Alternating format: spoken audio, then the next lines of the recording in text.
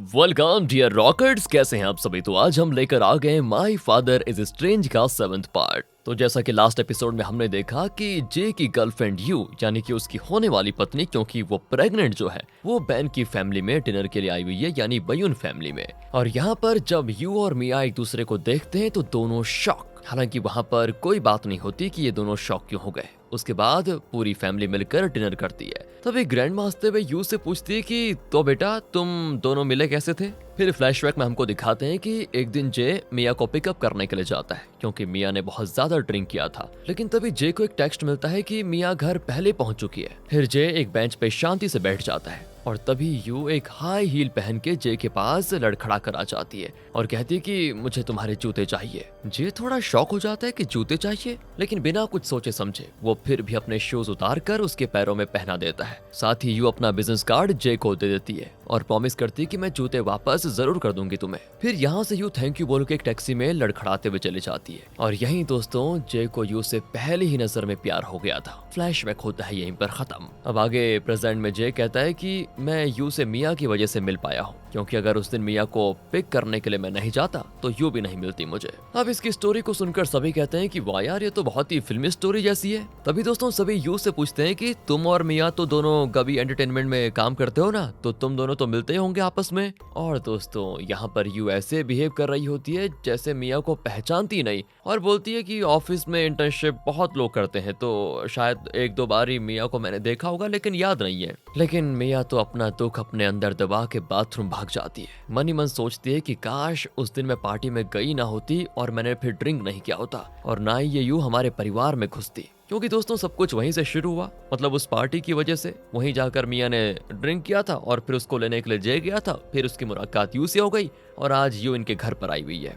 तभी एक और फ्लैशबैक दिखाते हैं जहाँ पर रेहा और मिया ट्रैक पर दौड़ते हैं, जहाँ रेहा को मिया के फोन पर रीयूनियन का टेक्स्ट मिलता है और रेहा भी अटेंडिंग का रिप्लाई कर देती है और मिया को मनाती है कि देखो वहां जाकर अपना वेट लॉस सबको दिखाओ तुम, कि तुमने अपना वेट लॉस कैसे कर दिया है। फिर रियूनियन में जाकर मिया को थोड़ा ऑकवर्ड भी फील होता है और उसके पुराने दोस्त उसको पहचानते भी नहीं, क्योंकि अब वो पहले से सही हो गई है। एंड तभी वहां पर यू सूट पहनकर पार्टी में एंट्री करती है। सबका टेंशन यू की तरफ चला जाता है और मिया फिर दुखी होकर वहां से चली आती है। यहीं पर दोस्तों ये फ्लैशबैक भी खत्म होता है, यानी यू की वजह से मिया को कई बार निराश होना पड़ा था। अब यहाँ प्रेजेंट में यू तो चली जाती है और बेचारी मिया अब तक इतनी हर्ट है कि यू को गुड बाय कहने के लिए भी नहीं आती। अब नीना और बैन दोनों यू के बारे में बात ही करते हैं और दोनों को लगता है कि यू हमारे बच्चे जे के लिए बिल्कुल सही चॉइस है। इधर दोस्तों इन सिस्टर्स को दिखाते हैं तो इनको यू बिल्कुल पसंद नहीं आती और मिया तो चुपचाप है दोस्तों, क्योंकि उसे सब कुछ पता है। वो इस बारे में कोई बात ही नहीं करना चाहती, मतलब यू के बारे में। ऊपर से हना, उसे तो अपनी ही प्रॉब्लम्स है, वो उसी में बिजी है। उसको तो सिर्फ ये टेंशन है कि क्रिस ने इतनी आसानी से ब्रेकअप के लिए हाँ बोल दिया और फिर फोन भी नहीं कर रहा है। 8 साल पहले भी उसकी माँ ही प्रॉब्लम थी और आज भी उसकी माँ की वजह से फिर ब्रेकअप हो गया हमारा। और फिर हना गुस्से में कहती है कि 8 साल पहले उसकी माँ की वजह से हमारा झगड़ा हो गया था। उसकी माँ लगता है ऐसी है। आगे दोस्तों यू ऑफिस में सबके लिए कॉफी लेकर आती और यहाँ तक कि मिया को भी ऑफर करती है आज, लेकिन मिया कॉफी लेने से मना कर देती है। फिर यू स्टाफ के सामने कहती है कि मिया मेरी क्लासमेट है। ये कहने के बाद यू मिया से हेल्प मांगती है, लेकिन मिया की टीम मैनेजर यू से कहती है कि सुनो, मिया हमारी टीम में है, अगर तुमको काम कराना है तो अपनी टीम के लोगों से करवाओ। इस पर मिया हो जाती है खुश। दूसरी ओर दोस्तों क्रिस थोड़ा हाइपर हो जाता है जब उसका फोन बजता है तभी, क्योंकि ये उसके बॉस का फोन होता है और काम के लिए बुला रहा होगा, यही सोचता है वो। उसका मूड फिर खराब हो जाता है कि अब काम करना पड़ेगा। लेकिन जब उसे पता चलता है कि ओ माय बॉस की शूटिंग करनी है तो वो बड़ा खुश होता है, क्योंकि उससे पहले उसे लग रहा था कि ये कोई छोटा मोटा काम होगा इसलिए बॉस फोन कर रहा है। यहाँ से रेहा का सीन दोस्तों अलग चल रहा होता है। क्लास फिनिश करते ही श्योल उसके इंतजार में होता है। वो रेहा से कल के लिए थैंक यू भी कहता है जो उसने उसके लिए किया। फिर वो रेहा को लंच के लिए बुलाता है। रेहा पूछती है कि तुम सेंटर में क्यों रहते हो यहाँ, तो वो तो बस इतना ही कहता है कि देखो ये पर्सनल है मेरा मैटर। अब यहाँ से लंच के बाद रेहा उससे कॉफी मांगती है और फिर श्योल कॉफी भी खरीद लेता है रेहा के लिए, लेकिन अपने लिए नहीं खरीदता क्योंकि उसके पास ज्यादा पैसे नहीं है दोस्तों।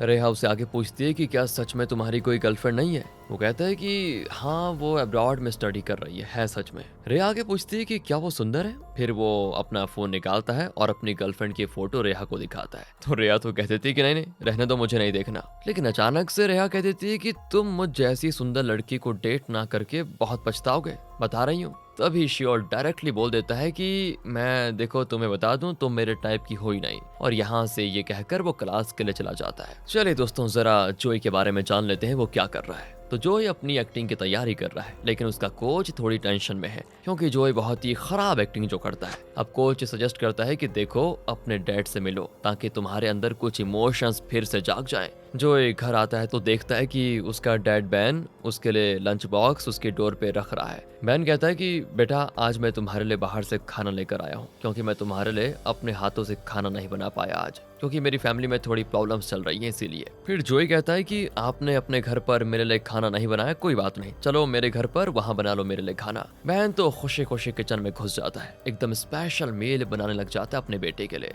तभी जोई भी अपने स्क्रिप्ट को देख रहा होता है, लेकिन बार बार उसकी नजर बैन की तरफ चली जाती है। और जब टेबल लग जाता है तो बैन को वो कहता है कि मेरे साथ तुम भी खाओ ना। इस तरह यहाँ से दोनों के बीच अच्छी बातचीत होना शुरू हो जाती है। अब डैड भी कहता है कि मैं तुम्हारे लिए रोजाना आके यहाँ पर खाना बना सकता हूँ। जोई भी कहता है कि ठीक है कोई दिक्कत नहीं। फिर दोनों एक दूसरे का नंबर भी एक्सचेंज कर लेते हैं, और अब जोई को भी अंदर से फील हो रहा होता है कि उसके डैड उसके साथ है। लेकिन अभी दोस्तों इनका संबंध है क्या असली का, ये बाद में पता चलेगा। आगे जब मिया ऑफिस से निकलती है तो यू उसका इंतजार कर रही होती है, लेकिन मिया यहाँ पर डायरेक्टली कह देती है मैं तुमसे कोई बात ही नहीं करना चाहती बस। यू थोड़े शॉक में होती है सुनकर, लेकिन फिर यू सोचती है कि मुझे मिया से अच्छी बातें करनी पड़ेंगी क्योंकि उसके भाई से मुझे शादी जो करनी है, उसकी फैमिली के साथ रहना जो है तो मिया के साथ भी अच्छे से रहना पड़ेगा। अब अगली सुबह जे अपनी माँ नीना से पूछता है माँ आपको यू कैसी लगी बताओ ना, और जब वो कहती है कि मुझे अच्छी लगी तो जे को बड़ी खुशी होती है। तभी जे कहता है कि माँ मैं पार्ट टाइम जॉब ढूंढ रहा हूँ और साथ ही मैं सोच रहा हूँ क्यों ना अपना एक नया घर ले लूँ, उसके लिए कोई चीज गिरवी रख लूँ। मॉम तो ये सुनकर शॉक हो जाती और सीरियस भी, कहती बेटा क्या कह रहे हो, इस बारे में सोचना पड़ेगा हमको, ये बहुत रिस्की है। यहाँ से इनकी बात खत्म होती है तो आगे हम देखते हैं लैंडलेडी बिया को और उसके हस्बैंड को, जिनकी अभी भी दोस्तों हालत अच्छी नहीं है। मतलब दोनों के बीच लड़ाई झगड़ा हमेशा चलता रहता है, अभी भी चल रहा है, उनका रिश्ता खराब होने पे आ गया है। लैंडलेडी बिया को तो लगता है कि उसका हस्बैंड उसकी कोई कद्र ही नहीं करता, तो वो कह देती है कि ना मैं अब खाना बनाऊंगी और ना कपड़े धोऊंगी और ना ही कोई हेल्प करूंगी, जब तक तुम मुझसे माफी नहीं मांगोगी मैं कुछ नहीं करने वाली। एंड दोस्तों हस्बैंड भी जिद्दी है, माफी मांगने से बिल्कुल मना कर देता है और खुद ही कहता है मैं अपना काम कर लूंगा। लेकिन जब उसकी हालत खराब होती है ना काम करते करते, तब उसको समझ में आ जाता है कि अपना काम संभालना उतना आसान नहीं है। दूसरी ओर जोई की स्क्रिप्ट रीडिंग का दिन आ गया है और जब जोई अपने लाइंस पढ़ता है तो एकदम रोबोट के जैसे पढ़ता है। उसे बड़ी फ्रस्ट्रेशन होती है कि मेरे इमोशंस क्यों नहीं निकल रहे हैं, मैं अच्छे से परफॉर्म क्यों नहीं कर पा रहा हूँ। लेकिन दोस्तों बार बार ट्राई करने के बाद भी वो बहुत ही अननेचुरल लगता है। तो डायरेक्टर रियो फिर एक उसको आइडिया देता है कि देखो तुम अपने डैड के साथ ड्रिंक करो ताकि रियल इमोशंस निकाल पाओ। दूसरी ओर क्रिस लैंडलेडी बिया के कैफे में आता है, यानी कि अपनी माँ के कैफे में। उसे कुछ टिप्स भी देता है कि अगर तुम्हें कस्टमर्स चाहिए तो पड़ोसी लोगों के साथ अच्छा रिलेशन बनाओ। क्रिस का मतलब दोस्तों यहाँ पर साफ साफ है कि हना की मॉम को माँ सॉरी बोल दो। क्रिस जैसे नीना को वहाँ से गुजरते हुए देखता है तो वो जल्दी से गाड़ी में जाकर फ्लावर्स और कोरियन बीफ निकालता है जो वो अपनी माँ की तरफ से सॉरी बोलने के लिए लाया था। यहाँ नीना और बैन रेस्टोरेंट में बैठे होते हैं तो वो क्रिस को अंदर आने के लिए कह देते हैं। तब क्रिस कहता है कि देखिए मुझे पता है कि मेरी माँ को यहाँ पर होना चाहिए था, लेकिन मैं उनकी जगह पर सॉरी कहने के लिए आया हुआ हूँ। नीना को यहाँ पर थोड़ा डिसअपॉइंट फील होता है, लेकिन उसकी सॉरी वो एक्सेप्ट कर लेती है। फिर क्रिस चला जाता है। अब यहाँ घर पर दिखाते हैं तो हना लास्ट में आती है डिनर के लिए, देखती है कि सबका मूड बहुत ही अच्छा है और कोरियन बीफ डिनर रेडी हो रहा है। और फिर यहाँ पे नीना लैंडलेडी के बेटे यानी क्रिस के बारे में बहुत कुछ अच्छी बातें बोल देती है, जो सुनकर हना को खुशी होती है कि चलो बढ़िया है। आगे दोस्तों जोई एक स्टोर से कुछ अल्कोहल लेकर रेस्टोरेंट जाता है ताकि बैन के साथ ड्रिंक करके इमोशंस निकाल पाए। लेकिन जब वो रेस्टोरेंट के डोर से अंदर झांकता है तो देखता है कि बैन और उसकी फैमिली मजे से डिनर कर रही है और एक दूसरे के साथ खुश हैं वो। तभी बैन जोई को देख लेता है, लेकिन जोई फिर जल्दी से वहां से चला जाता है क्योंकि वो नहीं चाहता था कि मेरी वजह से कोई डिस्टर्ब हो। थोड़ी देर के बाद बैन भी जोई के अपार्टमेंट पर आता है और कहता है कि बेटा मुझे चिंता हो गई थी तुम्हारी, तो बिना मिले क्यों चले गए वहां से। अब पता है दोस्तों क्या, बैन की हैप्पी फैमिली को देख कर ना जोई का भी दिल उनके साथ रहने को कर रहा है। तो जोई डायरेक्टली कह देता है कि पापा मैं आपके साथ रहना चाहता हूँ। बैन भी खुशी से जोई को अपने साथ रहने के लिए हाँ बोल देता है। दूसरी ओर दोस्तों हना सोचती है कि शायद माँ की वजह से हमें रिलेशनशिप नहीं तोड़ना चाहिए। मतलब प्रॉब्लम मम्मियों की है तो हम आपस में अपना नाता क्यों तोड़ें। वो ये सारी चीजें क्रिस के लिए सोचती है और फिर वो सोचने के साथ साथ क्रिस को मैसेज भी भेज देती है कि मैं तुमसे मिलने आ रही हूँ। फिर हना जब क्रिस के अपार्टमेंट पर पहुंचती है तो देखती है कि क्रिस एक प्यारा श्रिम्प डिनर बना रहा है। हना उसे थैंक्स कहती है कि चलो तुमने मेरी माँ को सॉरी तो बोला कम से कम। फिर वो भी दोस्तों क्रिस को सॉरी बोल देती है कि देखो मम्मियों की वजह से हमारा ब्रेकअप होने जा रहा था, ये अच्छा नहीं है और आगे कोई भी नौबत आए, मतलब अगर परिवार में कोई भी लड़े तो हम आगे से ब्रेकअप इतनी जल्दी नहीं करेंगे। और ये सुनकर क्रिस को भी थोड़ा बुरा फील होता है। वो भी प्रॉमिस करता है कि 8 साल पहले तुमने मुझसे ब्रेकअप क्यों किया था उसके बारे में मैं अब एक भी सवाल नहीं करूंगा। फिर दोनों करते हैं ड्रिंक। अब अगले सीन में जोए मिया को मैसेज करता है और कहता है कि देखो मेरे लिए कुछ मूवीज लेकर आ जाओ जो पिता और बेटे के बारे में हो। तो मिया को एक बॉक्स मिलता है जिसमें ऐसी मूवीज होती हैं और वो जोई के पास आ जाती है उनको लेकर। फिर दोनों साथ में कुछ मूवीज देखते हैं। अब मूवीज देखते वक्त जोई मिया से पूछता है क्या तुम्हारे पापा हैं? मिया कहती है कि हाँ। जोई कहता है तुम्हारे पास कोई टिप्स है कि कैसे अपने पापा के करीब जा पाए? तो मिया बड़ी अजीब टिप्स कहती है कि अपने पापा के साथ मछली पकड़ने जाओ या उनके साथ बाथरूम में साथ नहाओ। हैं?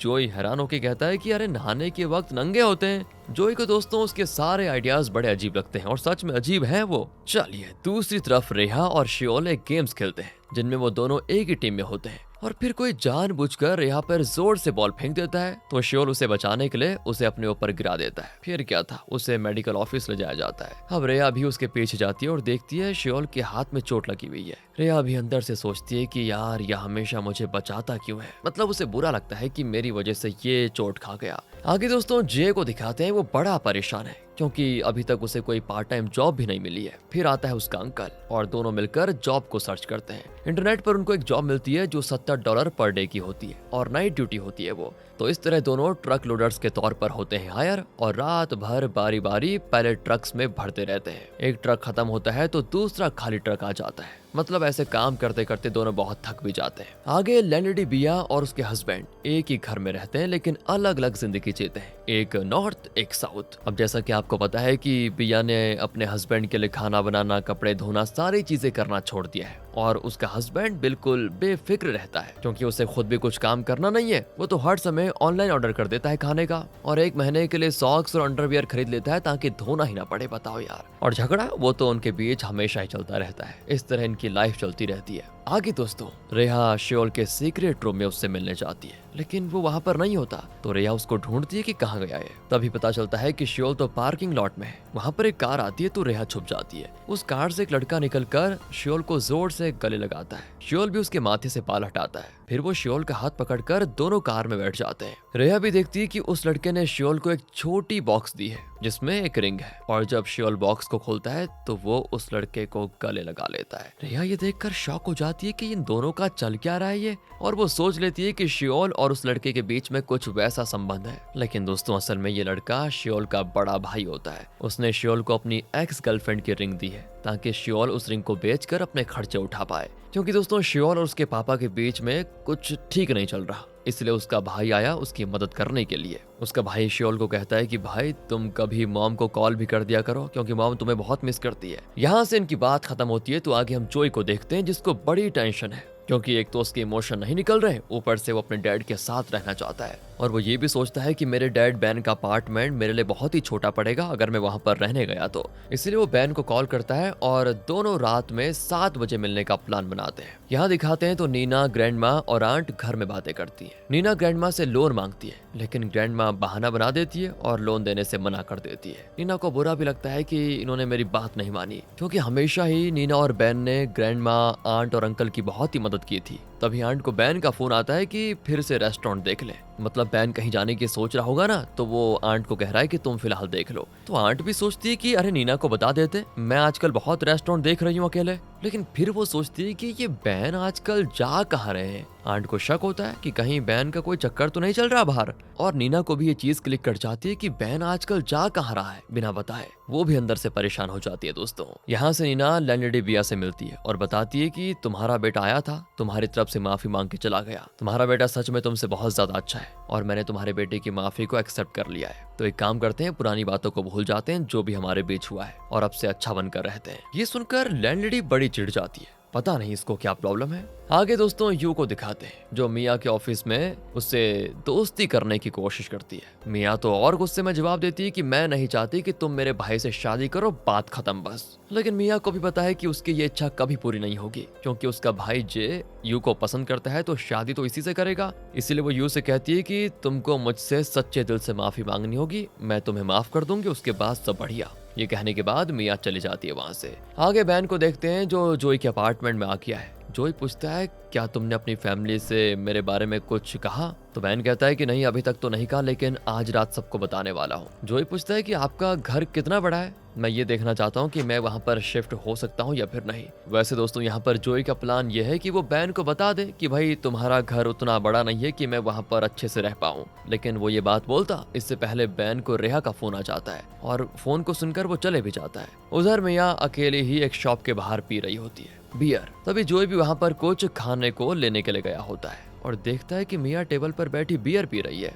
वो उसे कुछ स्नैक्स ऑफर करता है और उसके साथ ही बैठ जाता है। तो थोड़ी देर में दोनों मिलकर कुछ 6 पैक्स को खत्म कर देते हैं दोस्तों, 6 पैक। मिया कहती है एक्टर जोई, मैं तुम्हें कुछ बताना चाहती हूँ। और यहाँ भी मिया वही चीज शुरू कर देती है कि तुम्हें पता है मेरा भाई उस लड़की से शादी कर रहा है जो हाई स्कूल में मेरा मजाक उड़ाया करती थी, और अभी मेरी किस्मत इतनी खराब है कि मैं उसी लड़की के साथ काम करती हूँ, वो भी उसके अंडर। जोई दोस्तों सब समझ जाता है कि किसके बारे में बात हो रही है। वो कहता है कि तुम्हें उनका ब्रेकअप कराना होगा, तभी तुम्हें शांति मिलेगी। मिया कहती है कि ये मुमकिन है क्या, क्योंकि वो लड़की तो प्रेग्नेंट है। फिर जोई कहता है कि पेरेंट्स अक्सर अपने बच्चों को छोड़ क्यों देते हैं, पता है क्या तुम्हें? मिया ये सुनकर हैरान हो जाती है कि एक्टर जोई, क्या तुमने अपने बच्चों को छोड़ दिया है क्या? यहाँ मिया गलत समझ लेती है दोस्तों। तो जोई उसे चुप करवाने की कोशिश करता है कि क्या बकवास कर रही हो फालतू की। कहता है नहीं, ऐसा नहीं है, मेरी कुछ और ही प्रॉब्लम है। और फिर मिया को समझ आता है कि असल में जोई के पेरेंट्स ने उसे छोड़ दिया था, यही बात वो कहने की कोशिश कर रहा है। और ये बात मिया को वैसे बहुत उदास कर जाती है। दोनों फिर ये डिसाइड करते हैं कि जो लोग उनको हर्ट कर रहे हैं उनसे हम बदला लेंगे। इस तरह इनकी ड्रिंक करने के बाद बात खत्म होती है। इसी बीच दोस्तों नीना रेस्टोरेंट पर बैन का इंतजार कर रही होती है, क्योंकि बैन अभी तक आया नहीं। और जब बैन आता है ना, वो पूछती है कि क्या हो गया, कोई बात छुपा रहे हो क्या मुझसे, कहाँ जाते हो बिना बताए? तो बैन यहाँ पर कहता है कि हनाओ का बेटा मुझसे मिलने आया था। दोस्तों वो हनाओ का बेटा, ये क्या चल रहा है आप ध्यान से सुनिएगा, आगे पता चल जाएगा आपको। नीना शॉक हो जाती है क्योंकि उसको ये तक नहीं पता था कि हनाओ का कोई बेटा भी है। तब बैन उसे समझाता है कि हनाओ की पत्नी हनाओ की मौत के वक्त प्रेग्नेंट थी, पता है तुम्हें? यहाँ से फ्लैशबैक हो जाता है शुरू, जहाँ हमें 2 जवान लड़कों को दिखाया जाता है जो बाहर सीन का मजा ले रहे होते हैं। दोनों ही बड़े बड़े सपनों के बारे में बात कर रहे होते हैं, काम करेंगे, पैसे कमाएंगे, बड़ा बिजनेस करेंगे। एक लड़के का नाम है बयून हनाओ और एक लड़के का नाम है ली। फिर बयून हनाओ ली के पुराने जैकेट को देखकर अपना लेदर जैकेट उसको पहना देता है और ली का जैकेट खुद पहन लेता है, क्योंकि ली का जैकेट उसे ली पर अच्छा नहीं लग रहा था। उसने खुद पहन लिया और अपना जैकेट ली को दे दिया। ओके दोस्तों, फिर ली कहता है कि सुनो, मेरा पासपोर्ट मेरी जैकेट में रह गया है जो तुमने पहन रखी है। लेकिन बयून हनाओ यहाँ पर कुछ नहीं सुनता, शोर ज्यादा होता है ना, और वो ली को ले जाकर डांस करवाता है। लेकिन कुछ टाइम के बाद होता है एक जोर का धमाका, आग और धुआं चारों तरफ फैल जाता है। लोग चीखते और भागने लग जाते हैं। फिर ली को जब होश आता है तो वो हॉस्पिटल में होता है। तभी एक नर्स ली को बताती है कि तुम 15 दिनों से कोमा में हो। उसके बाद एक कोरियन नर्स आती है, उससे ली अपने दोस्त के बारे में पूछता है। तो नर्स कहती है कि तुम्हारा दोस्त ली मर गया है।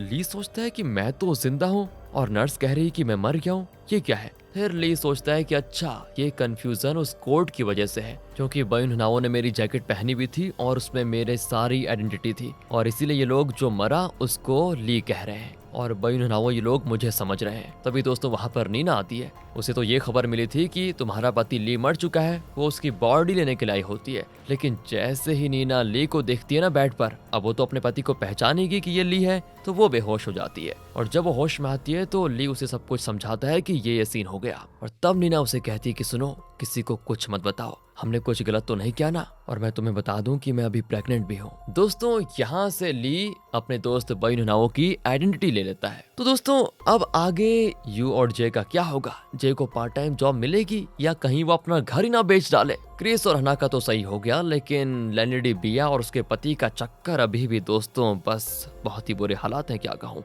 बहुत ही मजेदार सीरीज है, ड्रामा मजेदार है, बस आप सपोर्ट कर दीजिए। मिलते हैं आपसे अगली वीडियो में, अगले पार्ट में। ध्यान रखेगा अपना। Thanks for watching.